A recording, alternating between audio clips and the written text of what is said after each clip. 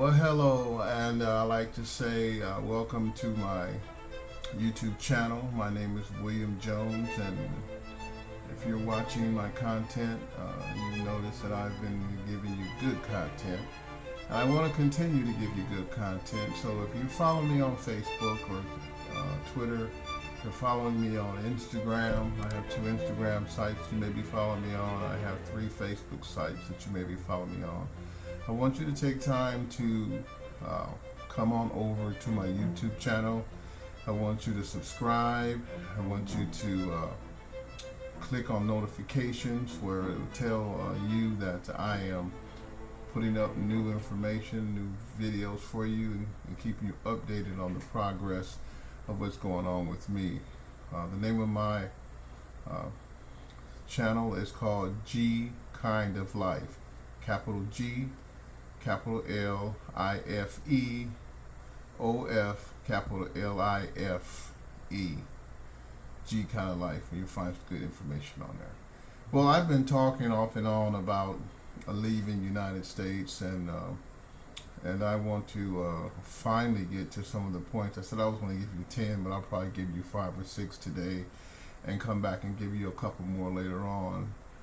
But at this particular time in the game, as I come into, or I've just retired, and I've come to the conclusion that basically I do not have enough resources available for me to continue to live in the United States unless I want to continue to work. So at this particular time, I choose not to work another day in the United States, and I'm planning on living off my Social Security. And ironically enough, in the United States, it's virtually impossible to live off just your Social Security.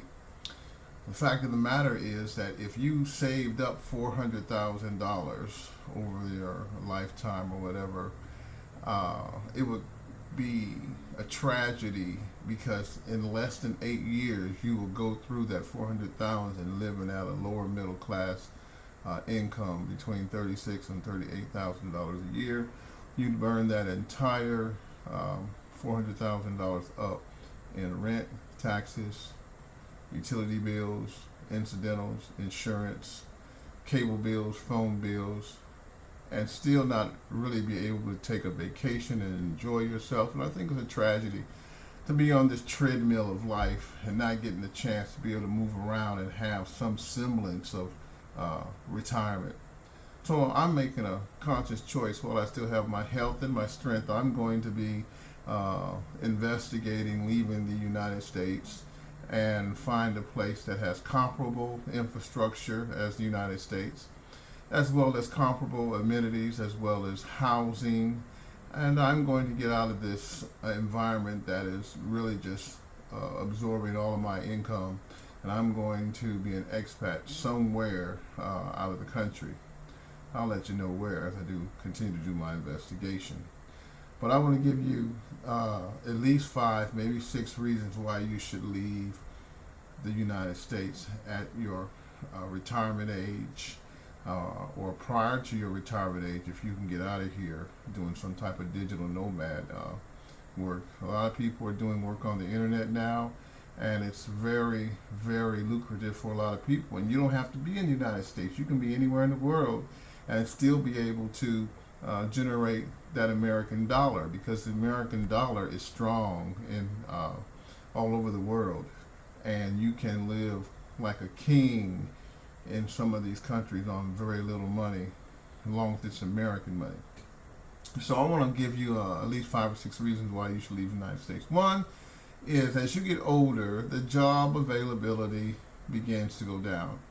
As you hit up in your 60, 65, and 66, coming into retirement, you pretty much have really used up the productivity as far as activity is concerned, based on what you can do on a job and how long you can do it, as well as the learning curve as everything goes to technology and computers and upgrades and all this different technology. It literally somewhat phases the older gentlemen and women out. Some of us, like myself, I'm pretty computer savvy, because in the jobs I've had, we've had to use computers. But there's a lot of people who have been marked out of the game because they did not get this usage and tutelage in the technology. So uh, job opportunities begin to fail and go down. That's number one. Number two, the economy in the United States is on a rampage. If you haven't been paying attention, we are in a recession. Housing is up, groceries is up, medical is up, everything is up, and rent is up. The wages are going down or staying the same. So the economy in the United States is not conducive for us old folks. If you don't get yourself in a position where you can get out of the country, you're going to wind up under a bridge somewhere. There's a lot of people, I see them every day in Dallas, Texas. They're under bridges, not because they don't have an income, they don't have enough income, they didn't plan. And there's clusters and groups of people that have relegated their lives to live under bridges and in cardboard boxes and in vacant houses because they cannot afford housing and they cannot afford medical. And being that, they become homeless and they live out of their cars, they bounce around with relatives. You don't have to live that way. If you make a decision today, you can put some things together where you can get out of the United States, get your passport. Your passport is going to get you into a position where you're going to be able to find a place to live. Out of the country, you can get a 1 or 2 bedroom apartment in Thailand, Panama, Africa, Ethiopia, Costa Rica, Portugal, all these different places. Housing is very reasonable for expats and those who have a steady income. You can get a passport, a retirement passport, or a long-term visitation passport that will sustain you in your old age.